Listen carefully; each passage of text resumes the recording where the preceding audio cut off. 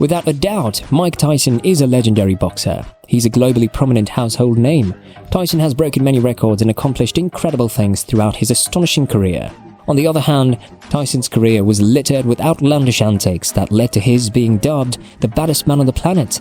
With his victory over Trevor Burbuck, Tyson became the youngest heavyweight champion in history and the most feared man on earth for a whole generation. There was, however, one individual who challenged Iron Mike when he was at the height of his powers. Lennox Lewis, Evander Holyfield, and maybe even James Buster Douglas, and more likely to be recognized by modern boxing fans than Donovan Ruddock, one of Mike Tyson's tough opponents. Donovan Razor Ruddock, however, was successful in taking the previous undisputed heavyweight world champion the distance.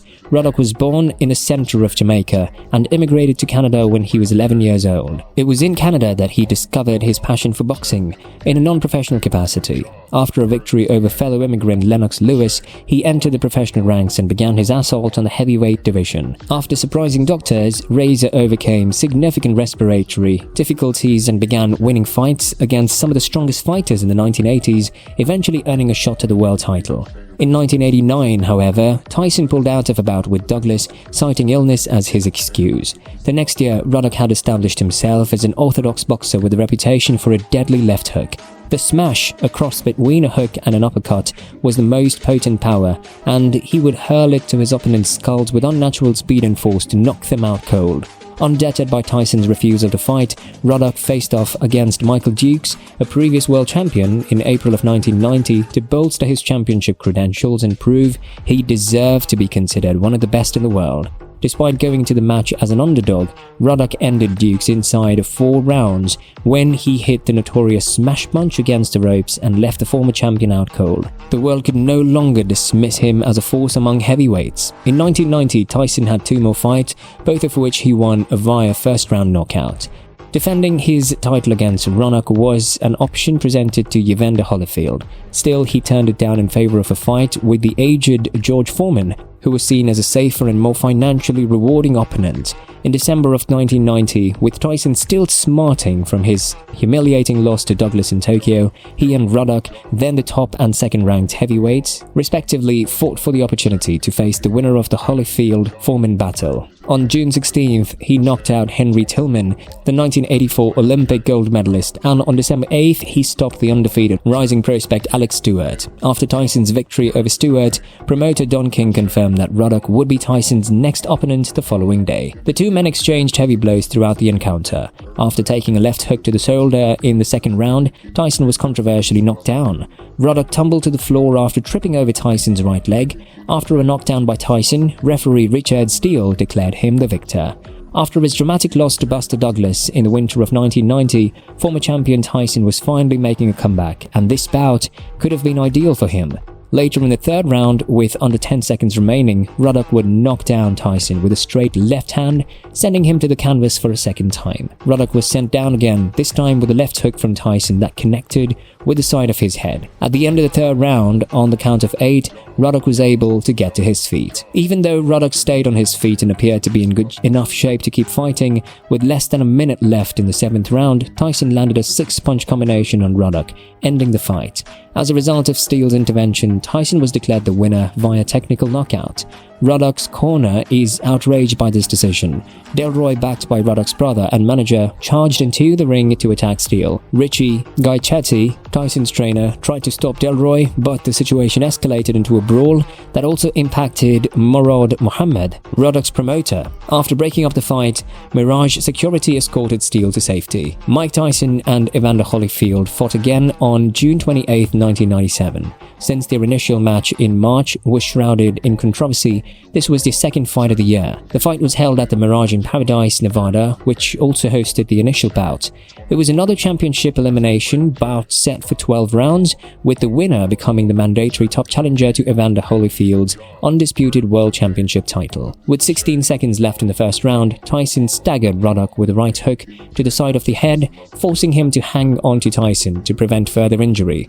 After the bell, Tyson continued to throw punches at Ruddock, who countered with a tremendous right that narrowly missed Tyson. In the first few seconds of the round, Tyson landed a 3-punch combination on Ruddock. In round 2, Tyson maintained his assault on Ruddock, connecting with another strong right hand. After each round, referee Mills Lane reminded the two boxers that he would dock points for any punches delivered after the bell. Even though Ruddock was up against the ropes, Tyson managed to land a punch below the bolt, prompting Lane to break them up and warn the champion. Despite Lane's warning, Tyson immediately landed a powerful right overhand on Ruddock, sending him to the floor. Ruddock nearly instantly got back up, but Tyson unleashed a ferocious onslaught, hammering Ruddock with punches until exhaustion finally set in.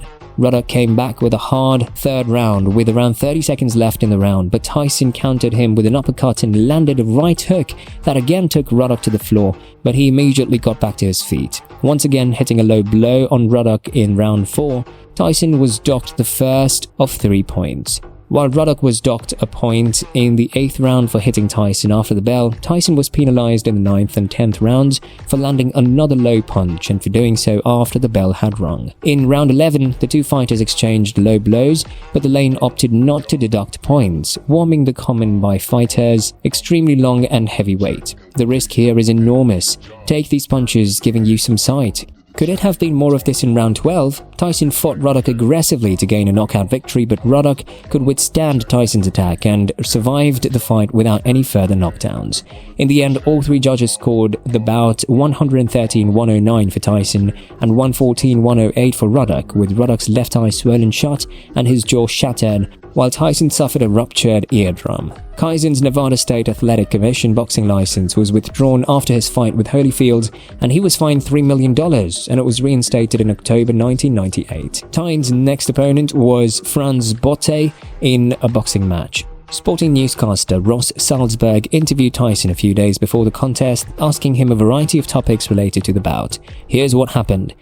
Mike, Francois Botha, 6-1 underdog. Are there any concerns on your part? I don't know anything about that. I don't know nothing about numbers. I just know what I can do. How about kill this mother? The next fight for Mike Tyson was scheduled for October 23, 1999, and his opponent was Ollie Norris. In the opening round, Tyson jumped into the battle and landed many strong blows on his opponent. As the bell sounded to close the round, Tyson unleashed a left hand that knocked Norris out. He climbed to his feet and ran to his corner, costing Tyson 2 points. Norris did not return for the rematch his second round. After he fell and injured his knee, he decided to phone a doctor to let him know that he had quit the battle. While the referee, doctor, and judges deliberated, Tyson attempted to enter Norris's corner. Still, he was stopped by the latter's team, at which point a number of security guards rushed into the ring. The referee called time on the bout and declared it a draw. Mike faced Lo Savares in a boxing match on June 24, 2000. Savares was down in the opening round after only 10 seconds of action. After a brief pause, he stood back up and kept going. Tyson pounced on him and threw numerous punches. A few seconds later, the referee tried to stop the battle, but Mike kept beating on his opponent, and his teammates hurried into the ring to calm him down. Despite the mishap, Tyson was declared the winner by technical knockout and given the victory. So that's it, folks. Remember the YouTuber ruled. Subscribe, like, and hit the notifications button. Thanks for tuning in, and bye.